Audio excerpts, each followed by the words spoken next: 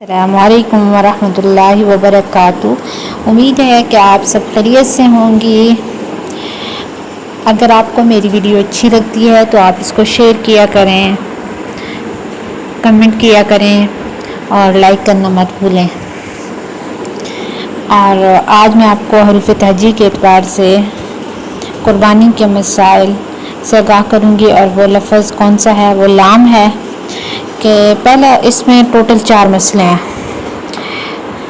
Total 4 मसले मैं आपको बताऊंगी। तो इनमें से पहला मसला है कि लागर और कमज़ोर जानवर की कुर्बानी का क्या हुक्म है। इतना दुबला, लागर, बिल्कुल मरियल और कमज़ोर जानवर जिसकी हड्डियों में गोदा ना रहा हो या जो ज़िबा करने की जगह खुद ना जा सकता हो, इसकी कुर्बानी दुरुस्त नहीं।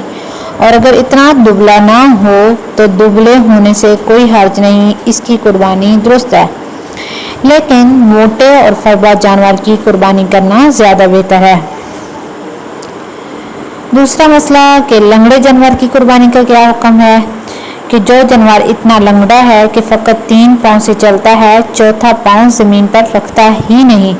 ये चौथा पाँव ज़मीन पर रखता तो है लेकिन चल नहीं सकता और जिस्म का वज़न नहीं रख सकता है, तो इसकी कुर्बानी दुरुस्त नहीं है। और अगर चलते वक्त वो पाँव ज़मीन पर टेक कर चलता है और चलने में उससे सहारा लेता है, लंगड़ा के चलता है, तो कुर्बानी दुरुस्त है। ऐसा लंगड़ा जानवर जो कुर्बानी की जगह तक ना जा सके, उसकी कुर्बानी जायज़ नहीं है।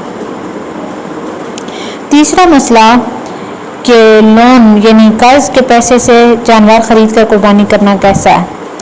लोन यानी कर्ज के पैसे से खरीदे हुए जानवर की कुर्बानी करना जायज़ है, अलबत्ता जो सूदी लोन है यानी सूदी कर्ज लेना नाजायज़ और हराम है। चौथा मसला कि लोहे का दागा हुआ जानवर, उसको ज़िबा करना कैसा है। जिस जानवर की रान वगैरह पर लोहे से दाग दिया हो, इसकी कुर्बानी दुरुस्त है, मगर बेहतर यह है कि कुर्बानी के जानवर में कोई ऐब ज़ाहिर ना हो।